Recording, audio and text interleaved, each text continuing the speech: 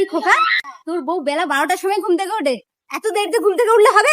আর তাছাড়া এই না 500 টাকা, 300 টাকার মাংস আনবে আর 200 টাকা তোমার কাছে রেখে দেবে, ঠিক আছে? ঠিক আছে, বৌমারও অল্প বয়স, ও আর কি করবে বেচারা। এ রাখো, তোমার মাকে মুখ সামলে কথা বলতে পারো।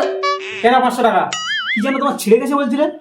ও, ওই তো আমার নাইটিটা ছিঁড়ে গেছে। এই খোকা, তুই কিছু টাকা দে তো, কালকে তো মাংস দিয়ে পেঁয়াজ রসুন সব শেষ, ওগুলো আনতে হবে। মা আমাকে অফিস থেকে 6 মাসের জন্য সাসপেন্ড করেছে। কেন? একটু দেরিতে অফিসে ঢুকেছি তাই। তা দেবে না?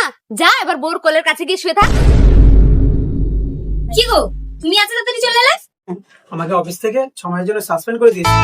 ও তাই, ঠিক আছে, তুমি ঘরে গিয়ে বসো, আমি তোমার জন্য ঠান্ডা জল নিয়ে যাচ্ছি। নাও জল। আচ্ছা বউ, আমার সাসপেন্ড হওয়াতে মা অত কথা বললো, তুমি কিছু বললে না কেন? কি বলবো, কাটা ঘায়ে নুনে ছিঁড়ে দেবো? অত খারাপ মেয়ে আমি নয়। তোমার সমস্যা মানে আমাদের সমস্যা, তাই আমাদের ভাবা উচিত সমস্যাটা কিভাবে সমাধান হবে, বুঝলে? একজন পুরুষের বিপদে তার শখের নারী ছাড়া কেউ পাশে থাকে না।